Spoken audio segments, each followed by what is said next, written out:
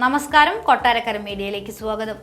കേരള നിയമസഭ ഇന്ന് 3 ബില്ലുകൾ പരിഗണിക്കും. ചരക്ക് സേവന നികുതി, മുനിസിപ്പാലിറ്റി, പഞ്ചായത്തി രാജ് എന്നീ ഭേദഗതി ബില്ലുകളാണ് സഭ പരിഗണിക്കുക. 3 ദിവസമായി നടന്ന നയപ്രഖ്യാപനത്തിനുള്ള നന്ദി പ്രമേയ ചർച്ച കഴിഞ്ഞ ദിവസം പൂർത്തിയായിരുന്നു.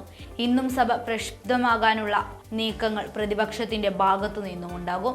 സ്ത്രീ സുരക്ഷാ വിഷയത്തിൽ അടിയന്തര പ്രമേയ നോട്ടീസ് നൽകാനാണ് പ്രതിപക്ഷ തീരുമാനം. അതേസമയം കേരളിനെ തകർക്കാൻ 150 കോടി വി.ഡി. സതീശന് ലഭിച്ചുവെന്ന ഗുരുതര ആരോപണത്തിന്മേൽ ഇന്നലെ വലിയ പ്രതിഷേധങ്ങൾ ഉയർന്നിരുന്നു.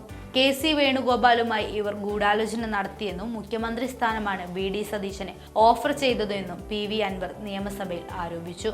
പ്രതിപക്ഷം എന്നാൽ നാടിന്റെ എല്ലാ വികസനത്തിനും പാരവയ്ക്കുന്നവരാണെന്നും കേന്ദ്രം കേരളത്തിന് അർഹതപ്പെട്ടത് തരാതിരിക്കുന്നത് ശരിയാണെന്ന് ആവർത്തിച്ച് പ്രതിപക്ഷം പറയുന്നുവെന്നും പി.വി. അൻവർ വ്യക്തമാക്കിയിരുന്നു.